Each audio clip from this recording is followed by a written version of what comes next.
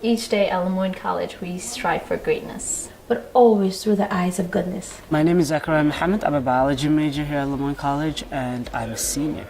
Majored in biology, pursuing a career in medicine. Please welcome Zacharia Mohammad. He's like a very outgoing person, and he definitely goes out of his way to help people. He's like one of few people that I know that won't put others down to get ahead. There's times where I had no clue what I was doing, and I would ask him for help, and we'll spend hours doing an assignment. He's probably one of the greatest kids I've met here at Lemoyne. Zach has this one friend, Simran Sheikh. They fight like brothers and sisters. I met him in a bio lab freshman year, and he started making fun of me. He watches a lot of Bollywood movies. Certainly he knows more than I do, even though I'm the Indian one here. CSEP is a program where it helps students develop their professional skills academically. It pushes us. I associate CSEP with Dr. Narayan, and I'm sure Zach would say the same. From the first time I met him, there was no doubt in my mind that I was meeting and was going to be working with a student who have left such a great impression on my life. Not only has he worked all 4 years for our office,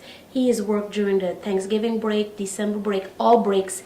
He's here in our office. I know he's here every day. He opens up, he locks it. I think he has a key to this building. That's how much he's here. My husband has said since his freshman year that if a book is not written about Zach's life, then it shouldn't be written on anybody else's life. Zach's story stands out right along with some of those other pretty intense stories. He's lucky he's alive. I've never seen my mom, actually. Well, at least from what I remember, I've never seen her. I was born in Somalia. I grew up in a refugee camp in Kenya. The refugee camp I grew up in is called Kakuma Refugee Camp. During the war, my family got separated. My father died, and then we got separated from our siblings and my mother. After the separation, there was actually an attack, and my sister was shot in the back. She was holding me, and she was shot in the back. He was an infant when his home was attacked, and his sister, who was 9 years old, grabbed him and ran with him as an infant. Leaving the country, there was no safe route, there was no transportation system. These are hundreds of kilometers that you have to walk and basically sneak out of the country. Most of us, we can't even comprehend what it would be like to come from a war-torn city where people are getting shot. We hear about that stuff on the news. Very frequently it's sanitized, or we don't like to hear that stuff, so we ignore it. For 12 years we were in the refugee camp. I arrived there like age 1, and we left when I was about 12 years old, so I have vivid memories of how life was like in the refugee camps. The camp conditions were pretty harsh. Besides a scarcity of the basics, they had to go a distance for water. A lot of my students, they don't always have a lot, but they come from a family and a roof over their head and not these kinds of challenges that he has. When I arrived to the US, I was between about 12 and 13 years old. They started me off at 8th grade, and from 8th grade on I went to Nottingham High School. That's how I was able to get an education, but unfortunately my sister, who at the time was in her late 20s, that opportunity to go to school wasn't there, and she had to take care of me again also, and she had 2 kids to take care of. Within the African cultural tradition, he's the oldest brother. His mother is incapable of giving him the kind of care that's necessary. She's completely blind at this point. From his mom's accident, they were all separated. Zach was homeless for, I think, his senior year in high school. On a number of occasions, he would be in the office and he would ask to use the phone to make personal phone calls, and I said no problem, because he talked about some of the struggles that he was dealing with at home. His mom had just came back, the family were together, but his brothers were separated, and during that time they were experiencing a lot of hardships. Zach was on the phone almost twice a week talking to social services, the refugee worker, and other constituents about trying to get his brother back. On a couple of occasions he was up all night. He didn't even have the time or the energy to take care of himself. When he was able to attend class, which he was only about maybe 50% of the time, he took a keen interest in political, economic, social, cultural issues. Mr. Doherty was actually the person who stuck by Zach and spent many late nights helping Zach to get his schoolwork done. Mr. Doherty and his wife helped Zach with food as much as we do. Mr. Doherty actually just this past weekend was able to get a car for Zach. On so many occasions Zach would say, you know what?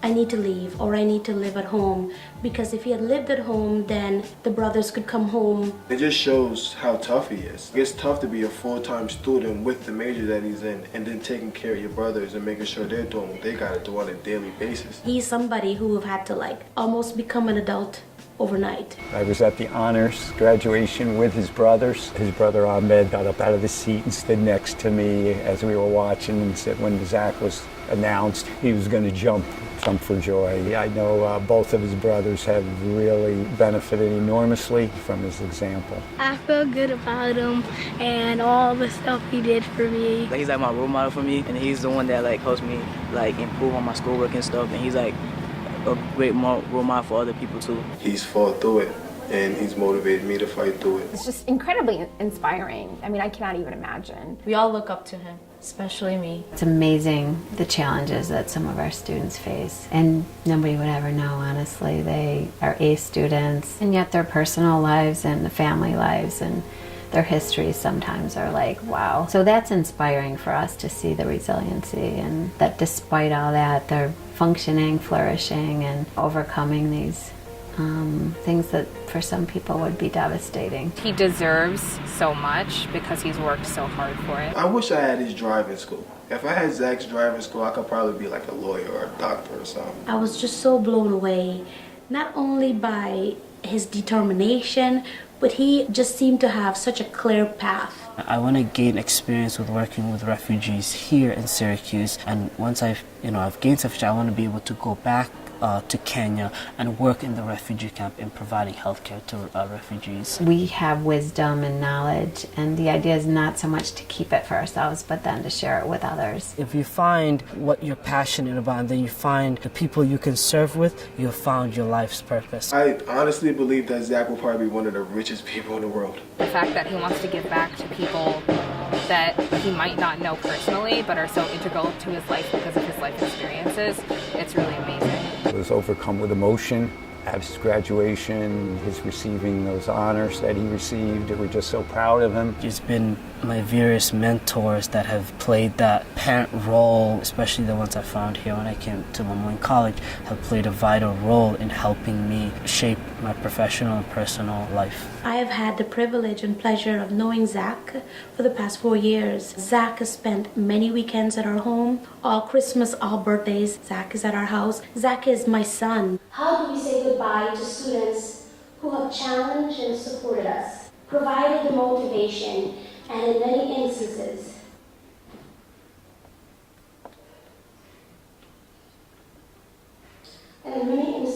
served as our heroes? I know that you don't find that at every other institution. It's a very deep love. At Moyne College, we are learning about the world by understanding different cultures and the different communities around us.